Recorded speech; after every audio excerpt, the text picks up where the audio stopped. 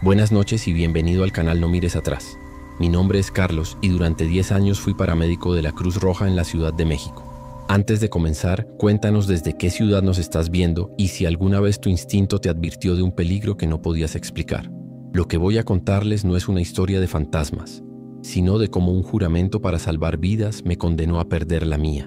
Mi rutina era siempre la misma: entrar a las 10 de la noche a la base de la CNTC, Colonia Doctores, revisar la ambulancia, tomar un café cargado y esperar que el radio escupiera la próxima desgracia. Uno se vuelve cínico, supongo. Ves tantas cosas que tu alma se va curtiendo, o eso creía yo, hasta que una llamada lo cambió todo para siempre. La alerta entró pasadas las 2 de la madrugada, un reporte clasificado como hombre embriagado en una callejuela cerca del eje central. Nada fuera de lo común para la zona. El operador nos dio la dirección y salimos sin prisa, con las sirena apagada para no alborotar más el barrio a esas horas. Recuerdo el frío que se colaba por las ventanas de la unidad, un frío húmedo que calaba los huesos y que olía a asfalto mojado y a basura. Manejaba mi compañero mientras yo repasaba mentalmente los protocolos, más por aburrimiento que por necesidad. En mi cabeza ya visualizaba la escena: un tipo tirado en la banqueta, balbuceando incoherencias, un simple trámite antes de volver a la base por otro café. Qué equivocado estaba. Al llegar, la escena era distinta. La calle era una boca de lobo, apenas iluminada por un farol titilante al fondo. No había ningún borracho. En su lugar, pegado a un contenedor de basura, había un muchacho. No tendría más de 20 años. Estaba desangrándose. De inmediato supimos que no era una caída. Las heridas eran graves, profundas, hechas con saña. El olor metálico de la sangre lo impregnaba todo, mezclándose con el hedor del callejón. Mientras mi compañero estabilizaba su cuello, yo intentaba detener una hemorragia en el abdomen. El chico estaba pálido, sus ojos abiertos con una expresión de terror y sorpresa, como si no entendiera por qué su vida se estaba escapando de su cuerpo. Lo subimos a la ambulancia a toda prisa. Las sirenas ahora aullaban, rompiendo el silencio de la madrugada mientras volábamos hacia el Hospital General. Dentro de la cabina, el sonido de los monitores era una cuenta regresiva. Yo le hablaba, le decía que resistiera, que ya casi llegábamos. Las mentiras piadosas que uno aprende a decir. Justo cuando sentí que su pulso se desvanecía, el muchacho me agarró del brazo con una fuerza que no correspondía a su estado. Me miró fijamente y con su último aliento susurró una dirección en Iztapalapa y la descripción de un auto, un Jetta negro sin placas. Luego sus ojos se quedaron fijos. Murió allí, en mis manos. En el reporte oficial solo puse heridas por arma blanca, fallece durante el traslado. Omití el resto. No quería problemas. No sabía que al hacerlo había firmado mi propia sentencia. Los días siguientes fueron extraños. Intenté sumergirme en el trabajo, en la rutina de las sirenas y la adrenalina, pero la cara de ese chico me perseguía en los momentos de calma. Me despertaba a medianoche con el eco de su susurro en mi cabeza. Un par de días después de aquella noche, al salir de la base para ir a mi casa, lo vi. Estacionado al otro lado de la calle, bajo la luz mortecina de un poste, había un Jetta negro, impecable, sin placas. Sentí un escalofrío recorrer mi espalda, pero me obligué a pensar que era una coincidencia. La Ciudad de México es un monstruo lleno de autos. ¿Cuántos Jettas negros podría haber? Me subí al metro, apretujado entre la gente, tratando de convencerme a mí mismo de que todo estaba en mi cabeza, que solo era el estrés postraumático del trabajo. Una semana más tarde, la paranoia dejó de ser una sospecha para convertirse en una certeza. El mismo Jetta negro estaba estacionado a una cuadra de mi edificio en la colonia Portales. Esta vez no había forma de negarlo. Alguien me estaba siguiendo. Esa misma noche empezaron las llamadas. Un número desconocido en la pantalla de mi celular. La primera vez contesté pensando que era una emergencia. Silencio total. No se oía ni una respiración, solo un vacío estático que me heló la sangre. Colgué. Volvieron a llamar 2 veces más esa noche. Y al día siguiente, siempre lo mismo.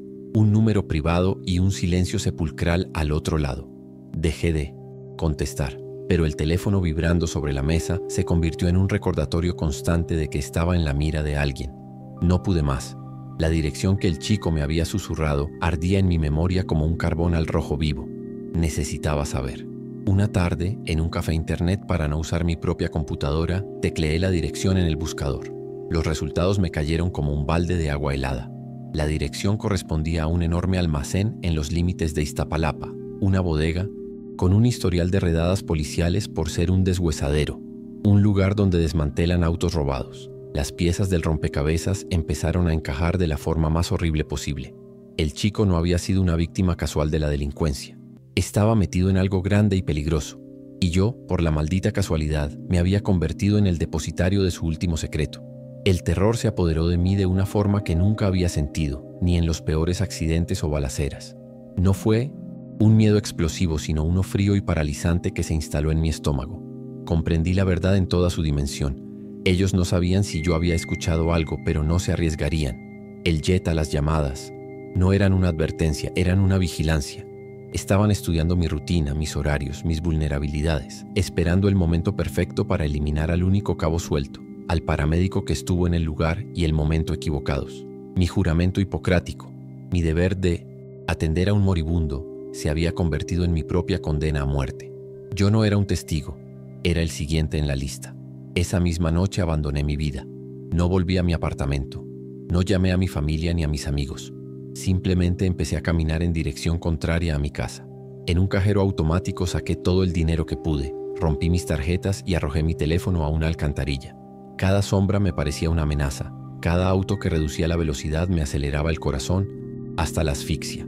Me subí al primer autobús que salió de la terminal de Taxqueña sin siquiera mirar el destino. Me convertí en un fantasma por elección, un hombre sin nombre, sin historia, sin futuro. Dejé atrás mi uniforme, mi vocación, mi identidad. Todo lo que era se quedó en esa ciudad, vigilado por un Jetta negro que seguramente a estas horas ya se ha dado cuenta de que su presa ha escapado. Ahora vivo así, en un exilio autoimpuesto, moviéndome de un pueblo a otro, trabajando en lo que sea por un poco de efectivo, nunca quedándome más de un par de meses en el mismo lugar. Aprendí a no hacer amigos, a no mirar a la gente a los ojos, a ser invisible. A veces en las noches más solitarias, en el cuarto de un hotel barato, me pregunto si tomé la decisión correcta, si tal vez todo fue producto de mi imaginación. Pero entonces recuerdo el peso de la mano de ese chico en mi brazo, el terror en sus ojos y el silencio al otro lado del teléfono.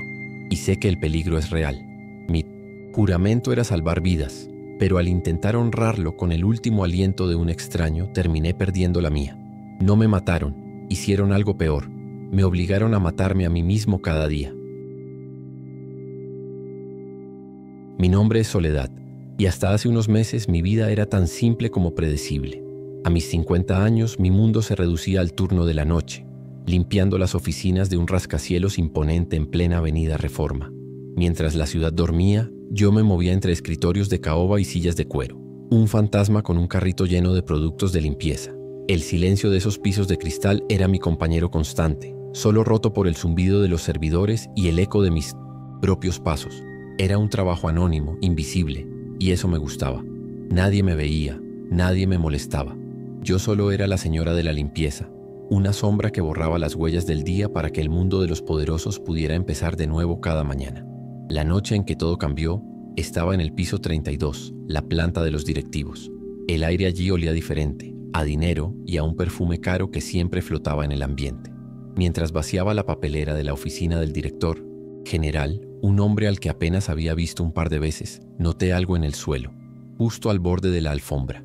Era una pequeña memoria USB, de un color negro brillante. Pude haberla tirado, pensar que era basura, pero algo me detuvo. Era un objeto tan pequeño, tan fuera de lugar en esa inmensidad ordenada. La recogí, sintiendo el plástico frío en mis dedos, y una curiosidad que no había sentido en años se apoderó de mí. La guardé en el bolsillo de mi uniforme y seguí con mi trabajo, pero la memoria parecía quemarme a través de la tela. Mi mente no dejaba de darle vueltas. ¿Qué podría contener algo tan pequeño para que un hombre tan importante lo perdiera? Antes de terminar mi turno, la tentación me venció. En una pequeña bodega del piso 10 donde guardaban equipo de oficina obsoleto, había una computadora vieja que aún funcionaba. Miré a ambos lados del pasillo desierto y, con el corazón latiéndome con fuerza, conecté la memoria. Se abrió una única carpeta que contenía varios archivos de audio, todos con fechas recientes. Me puse los audífonos baratos que usaba para oír la radio y le di clic al primero. Reconocí la voz del director al instante, pero no estaba solo. Hablaba con otro hombre. Sus voces eran bajas, conspiradoras. Al principio no entendí, hablaban de cifras, de transferencias, pero luego las palabras se volvieron claras y filosas. Escuché cómo planeaban desviar una cantidad millonaria de la empresa y cómo iban a culpar a otro gerente, un tal licenciado Morales. Usaron la frase chivo expiatorio. Sentí que el aire me faltaba. Estaba escuchando la confesión de un crimen. El sonido de sus risas al final de la grabación me provocó un escalofrío que me recorrió todo el cuerpo. Apagué todo, temblando, con un sabor amargo en la boca. Había cruzado una línea que no tenía retorno. Con las manos temblorosas volví al piso 32. El miedo era una cosa viva dentro de mí. Me ordenaba correr, desaparecer, pero sabía que eso sería una confesión. Mi única oportunidad era borrar lo que había hecho. Con un cuidado casi quirúrgico, coloqué la memoria USB exactamente en el mismo lugar donde la encontré, junto a la pata de la papelera. Terminé mi turno de forma mecánica. Mi mente era un torbellino de pánico. Cada cámara de seguridad en los pasillos parecía seguirme. Cada reflejo en los cristales me sobresaltaba. El edificio, que siempre había sido mi refugio silencioso, se había transformado en una trampa de lujo, y yo era la única que lo sabía. Salí a la calle al amanecer, pero la luz del sol no me trajo ningún alivio. Al día siguiente, al llegar a trabajar, sentía una náusea constante. Me repetía a mí misma que todo estaba bien, que él no podía saberlo, que era imposible. Justo cuando mi turno terminaba y los empleados de día comenzaban a llegar, me crucé con el director en el lobby. Normalmente, él ni siquiera me miraría. Yo era invisible para gente como él. Pero esa mañana se detuvo frente a mí. Me sonrió, una sonrisa amplia, pero sus ojos estaban fríos como el hielo. «Soledad, ¿verdad?», dijo, y mi nombre en sus labios sonó como una sentencia. «Quiero que sepa que estamos muy contentos con su excelente trabajo. Habrá un bono para usted este mes». Se dio la vuelta y se fue, dejándome allí, paralizada, con el eco de su amabilidad resonando como la más clara de las amenazas. El bono apareció en mi cuenta bancaria 3 días después. Era una cantidad considerable, mucho más de lo que podría esperar en un año. No fue un regalo, fue un pago por mi silencio, una jaula de oro. Desde ese día mi trabajo se convirtió en una tortura psicológica. El silencio de las oficinas ya no era pacífico, sino denso y expectante. Sentía su presencia en cada rincón, incluso en los pisos vacíos. Me imaginaba que me observaba a través de las cámaras, disfrutando de mi miedo. Las enormes ventanas que mostraban las luces de la ciudad ya no me parecían hermosas. Me hacían sentir expuesta, como un insecto atrapado en un frasco de vidrio, y él podía observarme cuando quisiera. El juego se volvió más cruel. A veces encontraba cosas sutilmente fuera de lugar en su oficina, como si quisiera probarme. Un documento con cifras sospechosas dejado a la vista sobre su escritorio, que desaparecía al día siguiente. Una vez, mientras yo limpiaba cerca, lo escuché hablar por teléfono en voz alta sobre la importancia de la lealtad y las graves consecuencias de la traición. No me miraba, pero cada palabra era un dardo lanzado directamente a mí. No puedo renunciar. Irme sería una admisión, una provocación que no me perdonaría. Estoy atrapada, obligada a volver cada noche a mi prisión de cristal, a sonreír y a limpiar las huellas de un monstruo que sabe que yo conozco su secreto. Mi vida fuera del trabajo también se ha desmoronado. Me he alejado de mi familia, de mis pocas amigas. ¿Cómo podría explicarles lo que me pasa? Dirían que estoy loca, que he visto demasiadas películas. El miedo es un veneno que te aísla. Cada vez que suena el teléfono, me sobresalto. Si veo un auto desconocido en mi calle, paso la noche en vela. He perdido peso. El sueño es un lujo que rara vez me permito. Él me ha robado no solo mi paz, sino también mi realidad. Me ha encerrado en una burbuja de paranoia, donde la única certeza es su poder y mi insignificancia. Soy su prisionera, y el mundo entero es mi celda. No sé cuánto tiempo más podré soportarlo. A veces, mientras pulo el suelo de mármol del lobby, sueño con gritar, con contarlo, todo y enfrentar las consecuencias. Pero la imagen de sus ojos fríos y su sonrisa vacía me paraliza. Él no me mataría, no de una forma tan simple. Me destruiría lentamente, pieza por pieza, a mí y a todo lo que me importa. Así que sigo aquí. Cada noche me pongo mi uniforme, tomo mi carrito y entro a mi jaula de cristal. Soy Soledad, la mujer que limpia los secretos de los poderosos, la guardiana silenciosa de un crimen, condenada a vivir con el miedo hasta el día en que él decida que mi silencio ya no es suficiente. Toda mi vida ha olido a grasa y a metal caliente. Me llamo Arturo y tengo 42 años, de los cuales 30 los he pasado con las manos sucias, arreglando motores y enderezando defensas.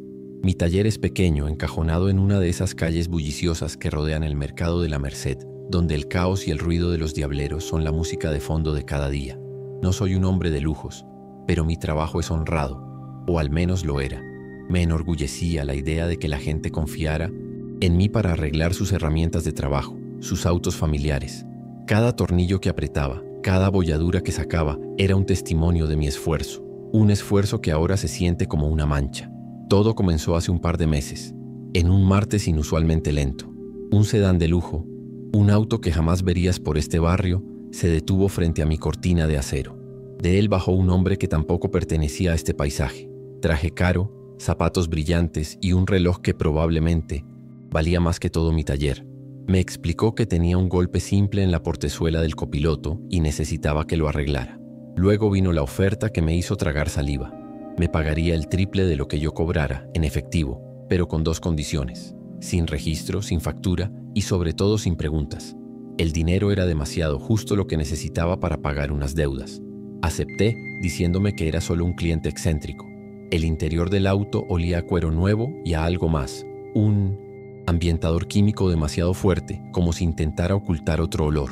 Empecé a trabajar en la puerta, desarmando el panel interior para poder martillar la lámina desde adentro. Fue entonces cuando mis dedos notaron algo extraño bajo el asiento del copiloto. La alfombra no estaba bien fijada. Había un borde, un contorno que no debía estar ahí. La curiosidad del mecánico, la que te obliga a entender cómo funcionan las cosas, me pudo. Levanté la alfombra y lo vi. Una placa de metal con un pequeño cierre disimulado. No era de fábrica. Era un compartimento secreto. Un sudor frío me recorrió la nuca. Por un segundo pensé en no abrirlo, en seguir con mi trabajo y olvidar lo que había visto. Pero ya era tarde. Accioné el mecanismo y la placa se levantó, revelando un hueco de unos 30 centímetros. El interior estaba vacío, pero el fondo estaba manchado. Unas costras oscuras, casi negras, cubrían parte del metal. Y entonces el olor me golpeó. Un olor que mi cerebro reconoció a la Becomalit. Instante. La mezcla inconfundible y nauseabunda de sangre seca y cloro. Un olor a limpieza desesperada. Un olor a culpa. Cerré el compartimento de golpe con el corazón martillándome en el pecho. Terminé el trabajo lo más rápido que pude. Tomé el dinero y vi cómo ese auto de lujo desaparecía entre el caos de la Merced, llevándose un secreto que ahora también era mío. Intenté olvidarlo. Usé el dinero para liquidar mis deudas. Me dije a mí mismo que había sido una cosa de una sola vez. Un golpe de suerte turbia y nada más. Pero el olor a sangre y a cloro se había quedado impregnado en mi memoria. Durante días me encontré limpiando mis herramientas con una obsesión que no era normal en mí, fregando manchas de aceite que antes ni siquiera notaba. El sonido familiar de la radio en el taller, que siempre me había acompañado, ahora me parecía insuficiente para acallar mis pensamientos. Miraba mis manos, las mismas manos que habían construido mi vida, y las sentía sucias de una forma que ningún jabón podría limpiar. La honestidad de mi pequeño rincón en el mundo se había fracturado. Pasó una semana, luego otra. El alivio empezó a instalarse en mi pecho, haciéndome creer que la pesadilla había terminado. Estaba equivocado. Una tarde, el mismo sedán de lujo se detuvo de nuevo frente al taller. El hombre elegante bajó, sonriendo como si fuéramos viejos amigos. Pero esta vez no venía a que le arreglara su auto. Señaló hacia la calle, donde otro coche caro, una camioneta negra con los vidrios polarizados, esperaba con el motor encendido. Me dijo que un amigo suyo había tenido un pequeño percance y que había recomendado mis servicios discretos. La palabra discreto sonó como el cerrojo de una celda cerrándose. Todo mi cuerpo me gritaba que me negara, que le dijera que yo no hacía ese tipo de trabajos, que se largara. Abrí la boca para decirlo, pero las palabras no salieron. El miedo me selló los labios. Miré al hombre, su sonrisa amable que no llegaba a sus ojos, fríos, y entendí la realidad de la situación. El primer trabajo no fue un trabajo, fue una audición, y al quedarme callado y tomar el dinero, la había pasado. Rechazarlos ahora, sabiendo lo que sabía, sería como firmar mi propia sentencia de muerte. No era una oferta de trabajo, era una orden. Asentí en silencio, sintiendo cómo el sudor me corría por la espalda, a pesar del calor del taller. Desde ese día mi taller se transformó. Dejó de ser mi refugio para convertirse en una estación de CNPI, servicio para el crimen. Cada 1 o 2 semanas aparecía un auto nuevo, siempre de alta gama, siempre con un conductor de mirada vacía que pagaba en fajos de billetes y se iba sin decir una palabra. Dejé de buscar compartimentos secretos. Dejé de hacer preguntas, incluso a mí mismo. Simplemente hacía el trabajo. Sacaba los golpes, reparaba las defensas y a veces, solo a veces, realizaba una limpieza profunda del interior, usando los productos más fuertes que tenía para eliminar manchas que prefería no identificar. Me convertí en un eslabón más de su cadena, un mecánico de lo macabro. El dinero se acumulaba en una caja de zapatos debajo de mi cama, pero nunca lo he gastado en nada que no sea estrictamente necesario. Se siente maldito, pesado. La alegría de mi trabajo ha desaparecido, reemplazada por un temor sordo que me acompaña a todas horas. El bullicio del mercado de la Merced, que antes era parte de mi identidad, ahora me parece una selva llena de depredadores. Cada cliente, regular, cada vecino que me saluda, me parece un espía potencial. Me he vuelto callado, huraño. Paso las noches en vela, sobresaltándome con cada ruido de motor que se acerca por la calle, preguntándome si esta será la noche en que decidan que ya no soy útil, que sé demasiado. No hay salida para mí, y lo sé. Soy demasiado bueno en lo que hago, y mi taller tiene la ubicación perfecta, un lugar donde los autos de lujo llaman la atención, pero la gente está demasiado ocupada en sus propias vidas para hacer preguntas. Me he convertido, en contra de toda mi voluntad, en una pieza fundamental de su maquinaria, el hombre que borra la evidencia. Mi vida se ha convertido en un miedo constante, sabiendo que cada auto que arreglo, cada mancha que limpio, me hunde un poco más en un mundo del que nunca podré escapar. Sigo aquí, bajo un motor que vale más que mi vida, con las manos sucias de grasa y de silencio, atrapado entre el metal y el miedo. Mi nombre es Laura. Tengo 22 años y trabajo en el turno de la madrugada en una de esas tiendas de conveniencia que nunca cierran. Mi sucursal está en La Lagunilla, un barrio que de día hierve de gente por el tianguis, pero que de noche se vuelve un laberinto de calles silenciosas y sombras alargadas. Trabajar de las 10 de la noche a las 6 de la mañana es como vivir en un mundo paralelo.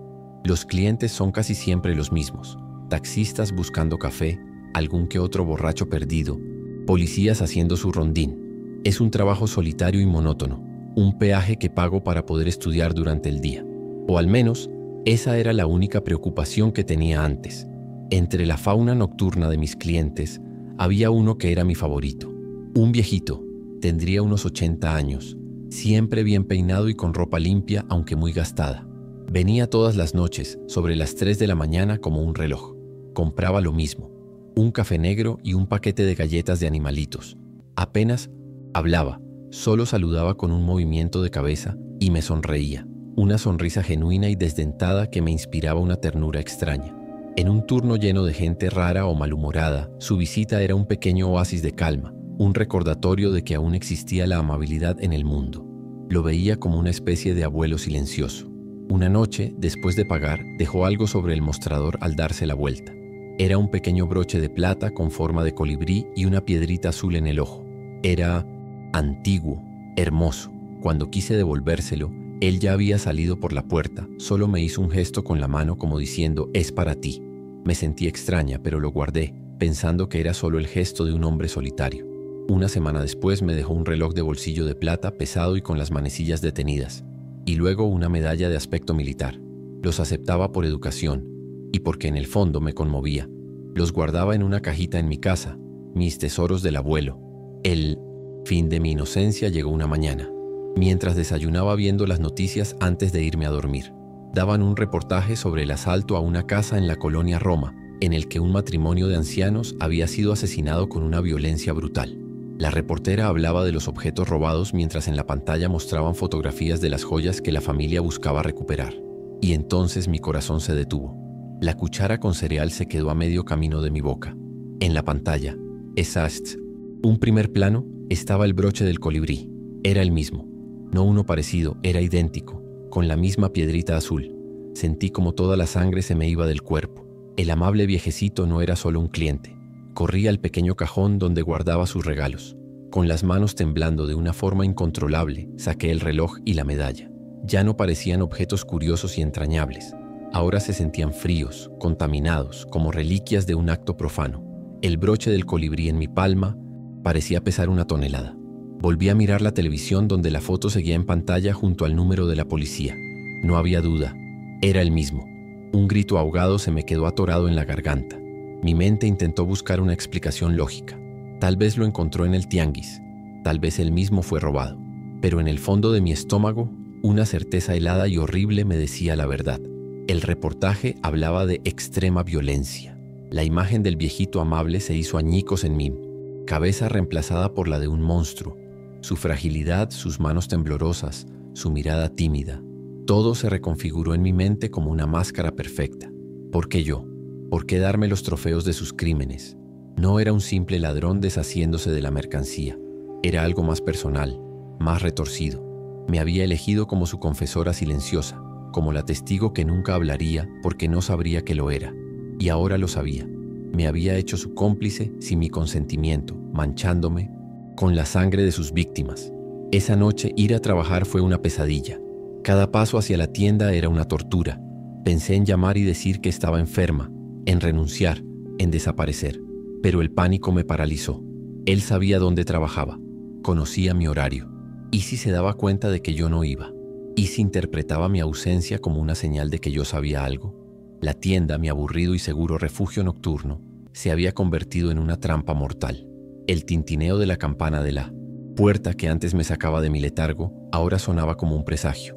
Las horas pasaban con una lentitud insoportable, y yo no podía dejar de mirar el reloj, esperando y temiendo que dieran las 3 de la mañana. Y entonces sonó la campana. Era él. Mi cuerpo se tensó por completo.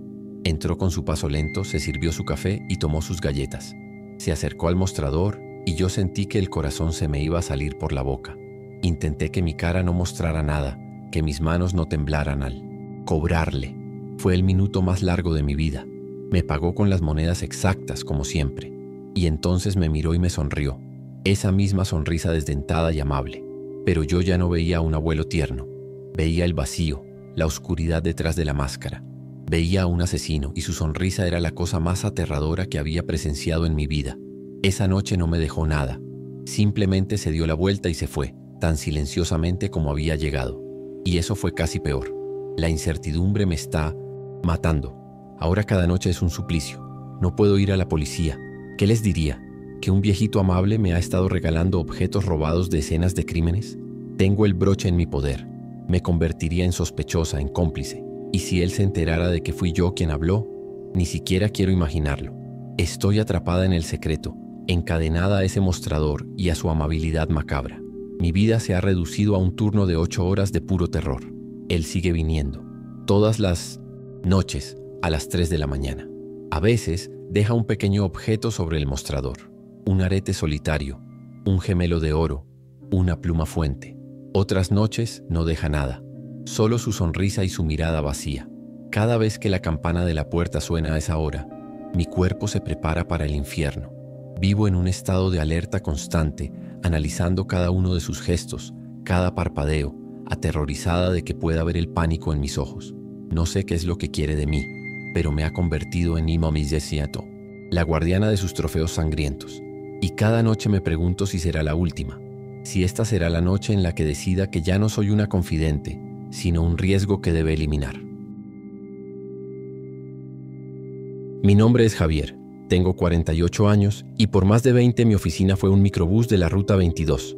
Mi vida transcurría en un circuito cerrado que atravesaba las entrañas de la Ciudad de México, desde el corazón caótico de Tepito hasta las calles antiguas del centro histórico. Conozco cada bache, cada semáforo, cada puesto ambulante. He visto de todo desde mi asiento. Pleitos, asaltos, amores que empiezan y terminan entre una parada y otra. Uno se acostumbra, desarrolla una piel gruesa. El último viaje de la noche siempre era el más extraño, cuando la ciudad se vacía y las calles le pertenecen a los fantasmas y a los solitarios. Yo era solo el barquero que los llevaba de una orilla a otra de la oscuridad. Fue en una de esas últimas vueltas. El microbús iba casi vacío, solo un par de obreros dormitando en los asientos de atrás y una estudiante con audífonos. En una parada poco iluminada cerca de la plaza de Santo Domingo se subió ella. Era una mujer que no parecía de este mundo, o al menos no de ese. Pálida, delgadísima, con un vestido anticuado y una mirada perdida. Se movía con una lentitud frágil, como si el aire pesara demasiado para ella. Se paró frente a mí y extendió la mano para pagar. No dijo nada. Solo me miró con unos ojos que parecían no ver nada en absoluto. Unos ojos vacíos. En su palma no había monedas normales. Había una sola pieza de plata grande y pesada con un grabado que nunca había visto. Una especie de águila con 2 cabezas. La moneda estaba helada. Un frío anormal que pareció transmitirse a mi mano cuando la tomé.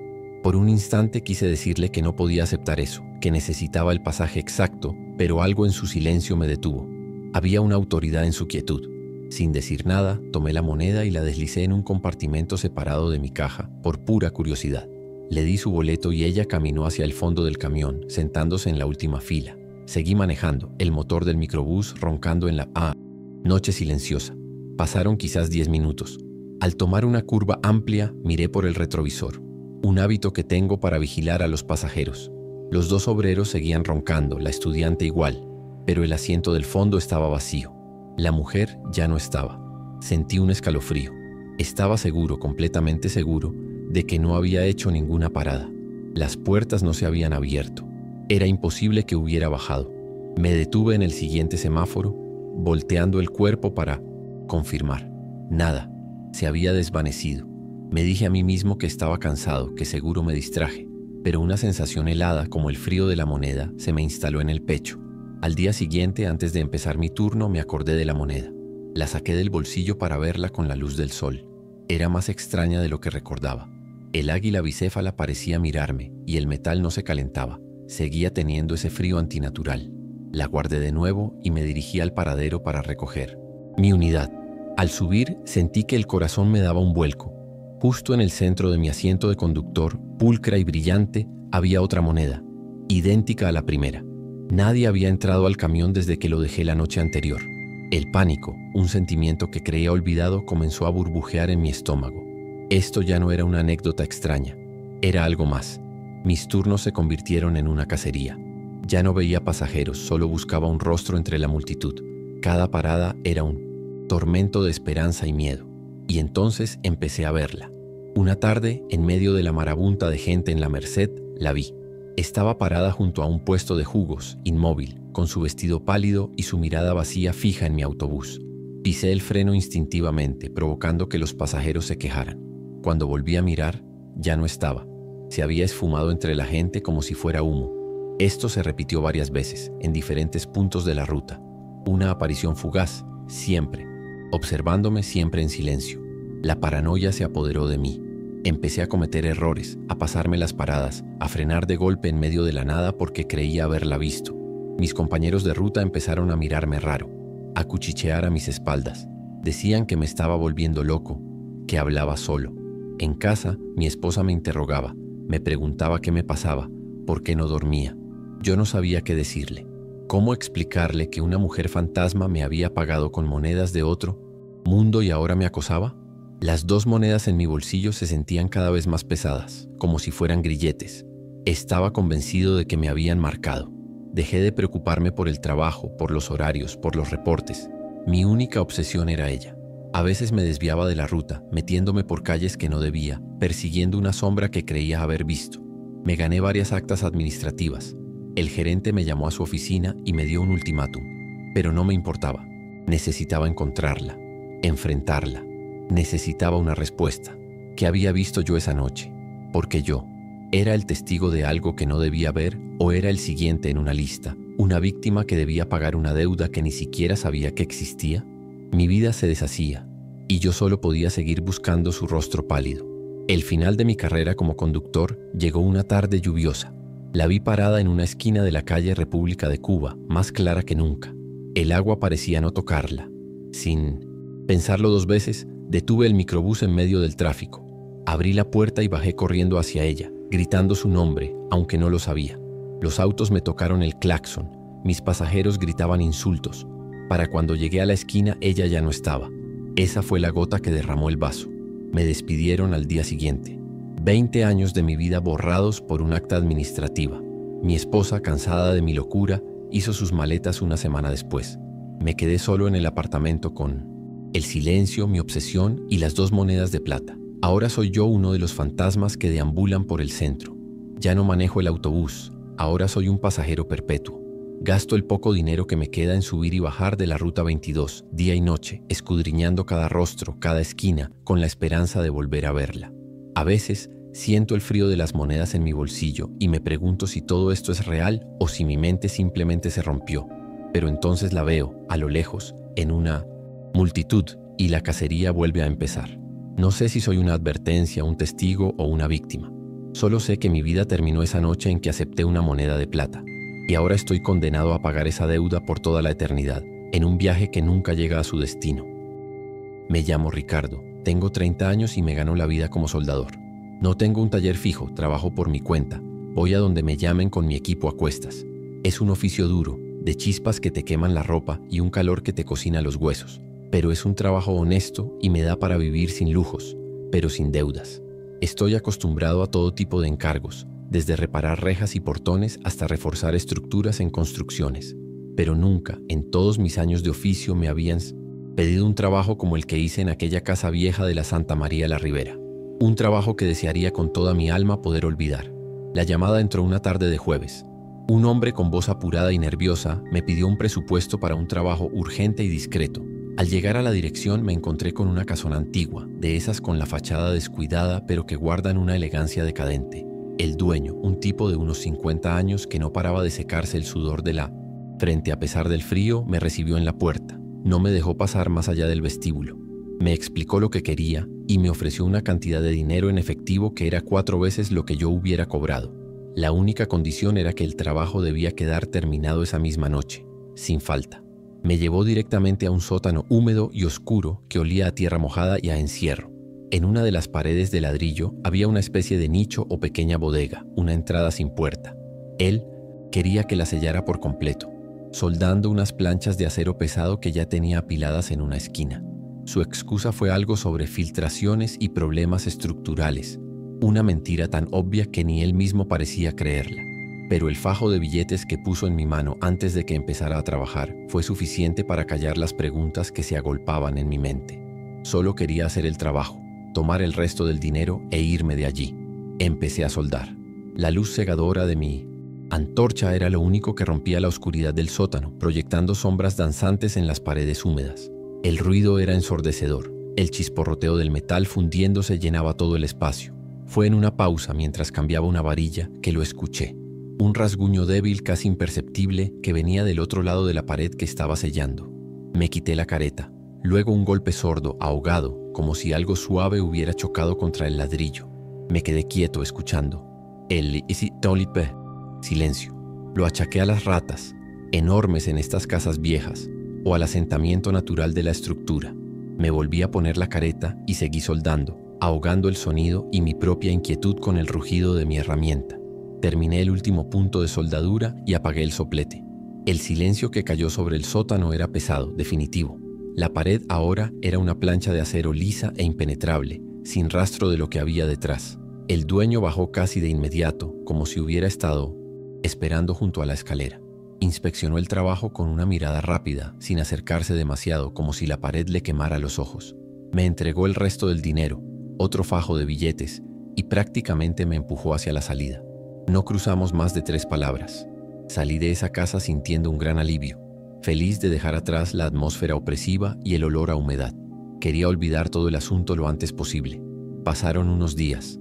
La vida siguió su curso. El dinero se fue en pagar deudas y en comprar material nuevo. Casi había logrado convencerme de que solo fue un trabajo raro más. Una noche estaba cenando en mi pequeño apartamento, viendo el noticiero de las 10 sin prestar mucha atención. Entonces una noticia captó mi interés. Hablaban de la desaparición de una mujer, una activista de derechos humanos que investigaba una red de trata de personas. Mostraron su foto, una chica joven de mirada inteligente y desafiante. El reportero mencionó que la última señal de su teléfono móvil había sido rastreada en un perímetro muy concreto de la colonia Santa María la Ribera. Sentí como si me hubieran echado un balde de agua helada encima. Santa María la Ribera. El nombre del barrio resonó en mi cabeza como un disparo. De repente, toda la escena de aquel día volvió a mi mente con una claridad espantosa. El nerviosismo del cliente, el dinero excesivo, la prisa inexplicable por sellar un simple sótano. Y entonces, el recuerdo que había enterrado bajo excusas baratas emergió para ahogarme.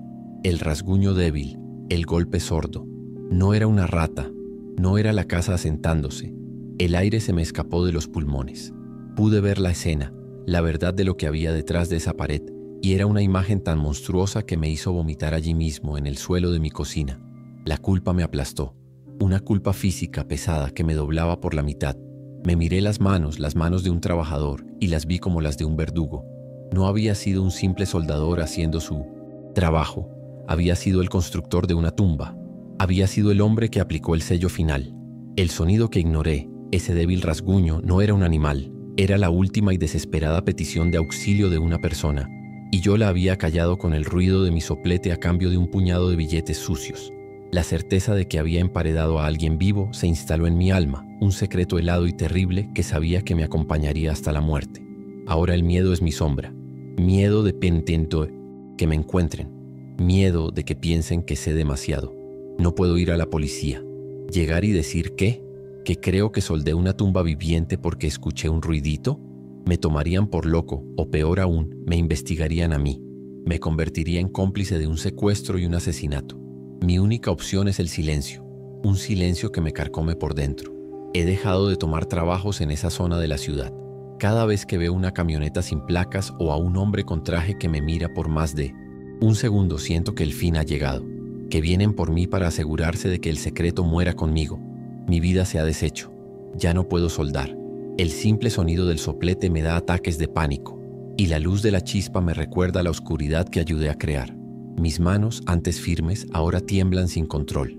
Paso los días encerrado, y cuando salgo no puedo evitar escanear los rostros de la gente en la calle, buscando una mirada de reconocimiento.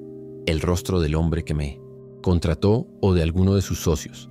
Vivo con la cara de esa mujer activista grabada en la memoria y con el eco de un rasguño que nunca podré acallar. No estoy en la cárcel, pero estoy prisionero de una pared que yo mismo construí. A los 55 años, uno cree que ya lo ha visto todo, sobre todo si tu trabajo es recoger la basura de los demás. Me llamo Miguel, y durante más de la mitad de mi vida, mi despertador ha sonado a las 9 de la noche. Mi mundo empieza cuando el de los demás termina. Soy recolector, uno de los tantos hombres invisibles que mantienen limpias las tripas de esta ciudad monstruosa. Mi ruta es la del centro histórico, un lugar que de día es para los turistas, pero de noche revela su verdadera cara, la de los desechos, los secretos y los olvidados. Mi espalda ya no es la de un joven, pero mis manos conocen cada contenedor, cada callejón. Es un trabajo duro, pero tiene sus reglas y su rutina. O las tenía. Mi rutina se rompió detrás de uno de los hoteles más lujosos de la zona, un edificio antiguo y señorial por el frente, pero con la misma basura que todos por detrás. Esa noche, algo era diferente. Encima de las bolsas negras y las cajas de cartón, había un objeto que no cuadraba. Era un diario de cuero rojo, de aspecto caro, con un pequeño broche dorado. No estaba sucio ni roto, parecía casi nuevo, como si alguien lo hubiera colocado allí con cuidado en lugar de tirarlo. En mi oficio, uno aprende a ignorar la mayoría de las cosas, a no meterse en lo que no le importa, pero ese diario parecía llamarme, una anomalía en mi universo de desperdicios. Sentí una punzada de curiosidad, una sensación que la vida se había encargado de apaciguar en mí hacía mucho tiempo. Por un momento pensé en dejarlo ahí, en echarlo al camión con el resto de la basura y seguir mi camino. Pero era demasiado extraño. Con un movimiento rápido, lo tomé y lo escondí dentro de mi chamarra de trabajo, sintiendo el cuero suave contra mi pecho. Terminé la ruta de forma mecánica, con la mente en otra parte. Al llegar a mi pequeño departamento en las afueras, después de ducharme y comer algo, puse el diario sobre la mesa de la cocina. Me quedé mirándolo un buen rato, debatiendo contra mi propia prudencia. Finalmente la curiosidad fue más fuerte. Lo abrí. La caligrafía era elegante, femenina, de alguien con educación. Las primeras páginas eran confesiones de amor, la historia de un romance clandestino con un hombre poderoso. El nombre que leí en esas páginas me heló la sangre. Era un político muy conocido, de esos que salen en la televisión todos los días hablando de honestidad y de justicia. Conforme avanzaba, el tono del diario se oscurecía. Ya no hablaba de amor, sino de negocios ilícitos, de cifras millonarias, de extorsión y de cómo el romance se había convertido en un arma para garantizar el silencio. Estaba leyendo sin querer un mapa de la corrupción de este país, escrito de puño y letra por una de sus protagonistas. Cerré el diario con las manos temblorosas. El conocimiento que contenían esas páginas era un veneno. Mi primer instinto fue quemarlo, deshacerme de él, volver a mi vida anónima y fingir que nunca lo había encontrado. Pero otra parte de mí, una parte que no sabía que existía, me susurró que ese objeto era poder, un poder que un hombre como yo jamás soñaría con tener. Por primera vez en mi vida yo, el que recoge la basura de los demás, tenía algo que los hombres más poderosos del país querrían. Sin saber exactamente por qué, decidí conservarlo. Lo envolví en una bolsa de plástico y lo escondí en el fondo de una vieja caja de herramientas, el único lugar en mi casa que nadie tocaría. Al día siguiente, en el depósito, el ambiente era el Eyed Oseis de siempre. Bromas, olor a diésel y el ruido de los camiones preparándose para salir. Yo intentaba actuar con normalidad, pero sentía un nudo en el estómago. Justo cuando estábamos por recibir las órdenes del día, un auto negro y lujoso se estacionó en la entrada. De él bajaron 2 hombres de traje. No encajaban en nuestro mundo. Eran como 2 cuervos en un nido de palomas, con sus zapatos lustrados pisando el suelo sucio del patio, sus miradas frías y calculadoras escaneando todo a su alrededor. Se dirigieron directamente a nuestro supervisor, que de inmediato cambió su postura a una más servil. Los hombres hablaron en voz baja, pero pude escuchar algunas palabras. Objeto personal perdido, ruta del centro, gratificación generosa. Sentí que la sangre se me helaba. Intenté hacerme pequeño, mezclarme con el resto de mis compañeros, pero era demasiado tarde. El supervisor, con los ojos brillando por la codicia de la recompensa, miró a nuestro grupo. Fue uno de mis compañeros, un hombre con el que he compartido el almuerzo durante años, quien me sentenció.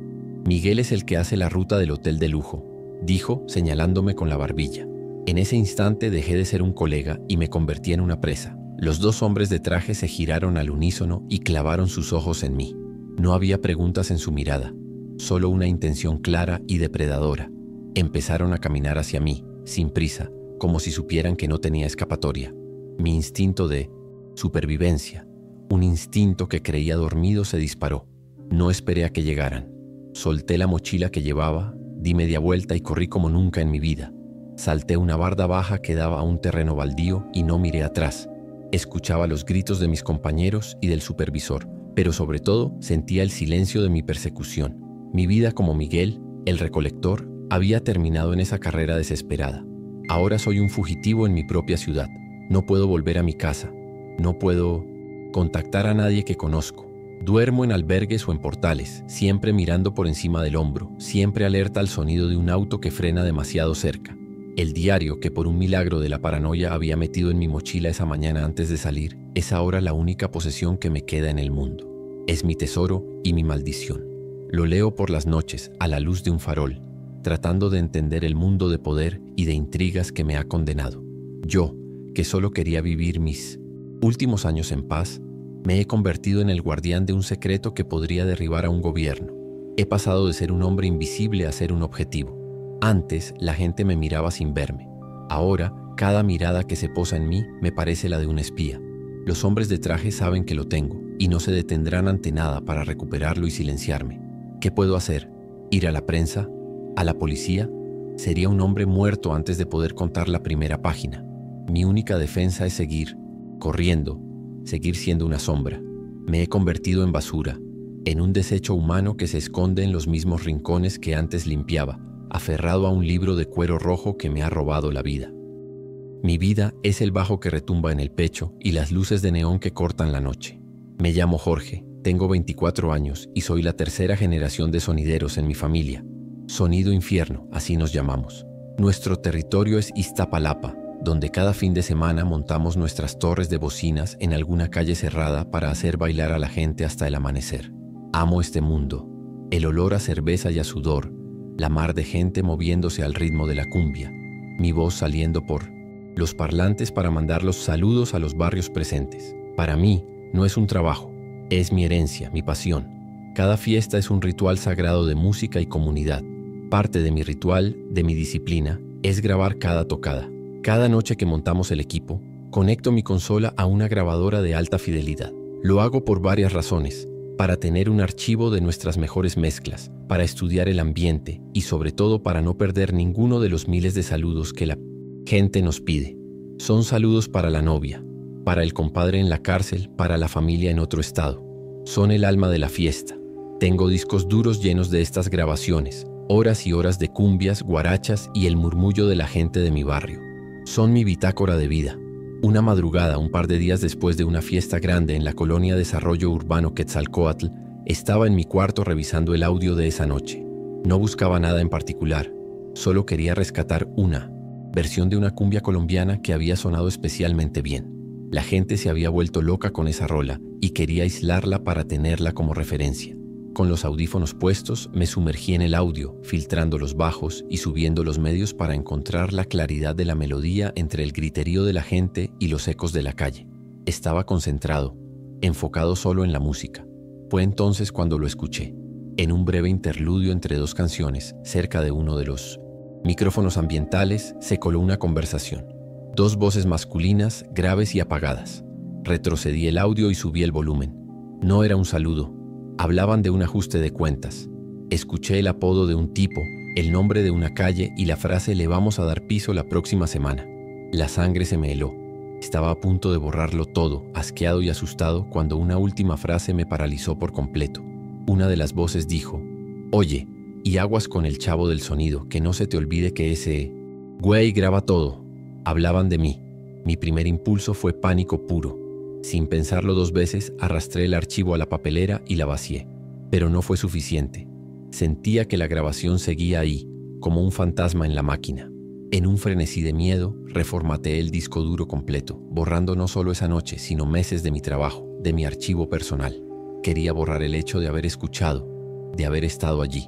Mi cuarto, que siempre había sido mi santuario creativo, de repente se sentía inseguro, como si las paredes tuvieran oídos. El equipo de grabación que tanto amaba ahora me parecía un imán para el peligro, una trampa que yo mismo había tendido. Traté de calmarme, de racionalizar. Era una fiesta con cientos de personas. El ruido era infernal.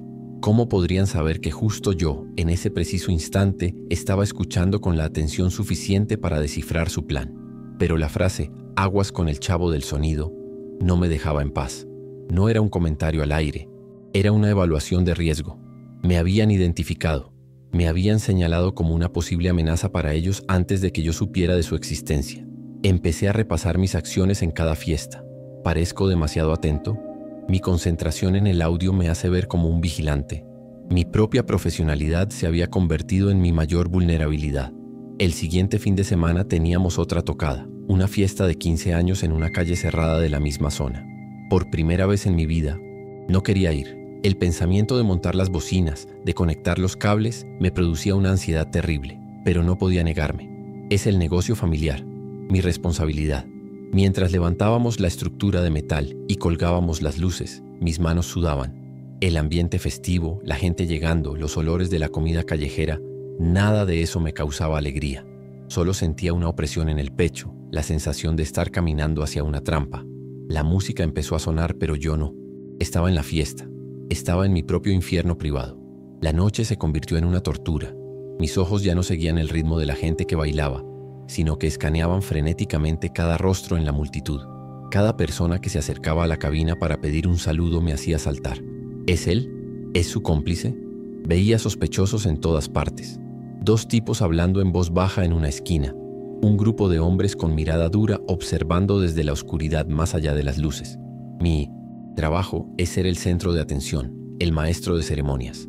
Pero esa noche la tarima del sonidero no se sentía como un escenario, sino como una plataforma de ejecución, y la mirada de la multitud, como la de un pelotón de fusilamiento. Dejé de grabar. Mi padre y mis tíos, el corazón del sonido infierno, notaron el cambio de inmediato. Me preguntaron por qué, si había algún problema con el equipo. Inventé una excusa, algo sobre un fallo técnico, sobre que necesitaba ahorrar para un nuevo sistema. No puedo decirles la verdad. ¿Cómo les explico que nuestro trabajo, nuestra herencia familiar, me ha puesto en la mira de asesinos? ¿Cómo manchar su pasión con mi miedo? Ahora trabajo de forma mecánica. Mi desempeño ha bajado. Ya no siento la música. Solo la analizo como un sistema de alerta. Cada canción es una distracción. Cada saludo un riesgo. Estoy atrapado entre el amor por mi familia y el terror a que por mi culpa ellos también se pongan en peligro. Así es mi vida ahora. Sigo subiendo a la tarima cada fin de semana. La fiesta que escuché planear probablemente ya ocurrió, o quizás no. Nunca lo sabré, pero esa ignorancia no me da paz. En cada tocada, mientras el bajo hace vibrar el suelo, yo examino a la multitud, buscando las caras que no conozco, las miradas que duran más de la cuenta. El sonidero, mi más grande amor, se ha convertido en mi tortura personal. Soy un prisionero en mi propia cabina de sonido, condenado a animar la fiesta mientras por dentro me consume el pánico, esperando el día en que uno de esos hombres se acerque, no para pedir un saludo, sino para ejecutar una sentencia que ya fue dictada aquella noche. Mi mundo cabe en un pequeño apartamento en una vecindad de la colonia Guerrero y huele a tela nueva y al guisado del día. Me llamo Marisol, tengo 38 años y soy costurera. Mi máquina de coser, una Singer vieja pero fiel, es el motor que impulsa mi vida y la de mis 2 hijos. Desde mi ventana, que da al patio central, escucho las risas y los gritos de los niños jugando, entre ellos los míos. Es una vida sencilla, a veces difícil, cosiendo bastillas y cambiando cierres para los vecinos, pero es nuestra. Aquí, en este pequeño universo de paredes compartidas y tendederos de ropa, nos sentíamos seguros. Creía conocer todos los peligros, pero estaba equivocada. El peor de todos llegó a mi puerta vestido con un traje caro. Fue un hombre de mirada fría y pocas palabras. No era del barrio, se notaba a leguas. Tocó a mi puerta una tarde y me mostró una chamarra de diseñador carísima. Tenía un desgarre en el forro interior y necesitaba una reparación urgente y absolutamente discreta. Recalcó esa última palabra. Me ofreció pagarme por adelantado una cantidad que normalmente yo no ganaría ni en 2 semanas de trabajo. El dinero me hacía falta, siempre hace falta, así que acepté sin hacer preguntas, aunque un instinto en el fondo de mi estómago me gritaba que algo andaba muy mal. Me dio el dinero, la chamarra y una advertencia final. La necesito para mañana por la mañana. Esa noche, después de acostar a mis hijos, me senté a trabajar. La chamarra era de una calidad que rara vez pasaba por mis manos. Descosí con cuidado la costura del forro para poder trabajar desde adentro. Fue entonces cuando mis dedos sintieron algo que no debería estar allí. Un pequeño bulto rígido, plano, cosido con un hilo de un color ligeramente diferente, casi imperceptible. Era un bolsillo secreto, una modificación experta. El corazón empezó a latirme con fuerza. La curiosidad y el miedo luchaban dentro de mí. Con la punta de las tijeras, corté con mucho cuidado el hilo y metí los dedos. Adentro había un único objeto, una tarjeta de memoria micro SD. Mi respiración se atoró en mi garganta. Sabía que no debía, que era peligroso, que el hombre había pagado por mi discreción, pero la necesidad de entender era abrumadora. Tomé mi celular, uno barato y con la pantalla estrellada, y con manos temblorosas inserté la pequeña tarjeta. La galería tardó un segundo en cargar las imágenes, un segundo que duró una eternidad, y entonces mi mundo se vino abajo. No eran documentos ni archivos, eran fotos. Decenas de fotos de mis hijos, de mi Mateo jugando a la pelota en el patio, de mi Luna sentada en las escaleras, fotos tomadas desde la azotea de enfrente, desde la entrada de la vecindad, con zoom. Eran fotos de vigilancia. Llevaban días observándolos. Un terror helado, el terror más puro que una madre puede sentir, me paralizó por completo. Me faltaba el aire, las náuseas me subían por la garganta. No era un error, esto era un mensaje, una amenaza entregada de la forma más cruel y retorcida posible. La reparación de la chamarra era solo un pretexto, un caballo de Troya que habían metido en mi casa para mostrarme hasta dónde llegaba su poder. Entendí que no tenía opción. Con un cuidado infinito, saqué la tarjeta de mi celular, la limpié de mis huellas dactilares con un trozo de tela y la volví a colocar en el bolsillo secreto. Mi única oportunidad de mantener a mis hijos a salvo era obedecer. Me obligué a terminar el trabajo. Mis manos, que conocen cada secreto de la aguja y el hilo, temblaban sin control, pero las forcé a obedecer. Cada puntada tenía que ser perfecta, invisible. Tenía que parecer que nunca había descubierto nada. Mientras cosía el forro, sellando la tarjeta de memoria de nuevo en su escondite, sentía que estaba cosiendo mi propia lápida. Estaba cerrando la única salida, atrapándome a mí misma y a mis hijos en una red de la que no tenía ni idea, pero que sentía fría y pegajosa a mi alrededor. La chamarra, ahora perfecta, parecía un objeto maldito, sobre mi mesa de trabajo. A la mañana siguiente, justo a la hora acordada, el hombre volvió a tocar a mi puerta. El sonido casi me provoca un infarto. Me tragué el miedo y le entregué la prenda, intentando que mi rostro fuera una máscara de normalidad profesional. Él no la revisó como un cliente satisfecho, sino como un carcelero inspeccionando una celda. Sus ojos se detuvieron en la costura un instante y luego se clavaron en los míos, buscándome, intentando leer si yo sabía. Fue el segundo más largo de mi vida. Le sostuve la mirada, rezando para que solo viera a una simple costurera, a una mujer insignificante. Asintió lentamente, una única vez, y se fue sin decir una palabra más. Me recargué en la puerta temblando de pies a cabeza y por fin pude respirar. En ese momento lo comprendí todo con una claridad aterradora. No habían contratado mis servicios, me habían reclutado. No me habían pagado por una reparación, sino por mi silencio y mi futura obediencia. Las fotos de mis hijos no, eran solo una amenaza, eran una garantía, una correa invisible que me habían puesto en el cuello. Aún no sé qué es lo que quieren de mí, pero sé que desde ese día mi vida ya no me pertenece. Ahora vivo en un estado de alerta constante. La normalidad se ha vuelto una actuación. Cuando mis hijos juegan en el patio, ya no puedo verlos con alegría. Mis ojos no se fijan en sus sonrisas, sino que recorren las ventanas de los edificios de enfrente, las azoteas, buscando el brillo de un lente, una sombra que no debería estar ahí. El sonido de un auto desconocido deteniéndose en la calle me hiela la sangre. Cada nuevo cliente que toca a mi puerta con una prenda para arreglar me hace la misma pregunta silenciosa. ¿Eres tú? ¿Ha llegado el momento? Me he convertido en una vigilante, la guardiana de mis propios hijos contra un enemigo invisible que lo ve todo.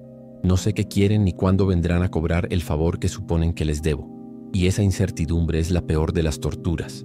Vivo en una cárcel sin barrotes, una donde la puerta está siempre abierta pero no puedo escapar. Soy una marioneta esperando a que su dueño mueva los hilos. Mi amor por mis hijos, la fuerza más grande de mi vida, ha sido convertido en el arma que usan en mi contra. Cada vez que los abrazo siento el miedo de que pueda ser la última vez. Mi vida ya no es mía, es una garantía, y solo rezo para que nunca tengan que ejecutarla.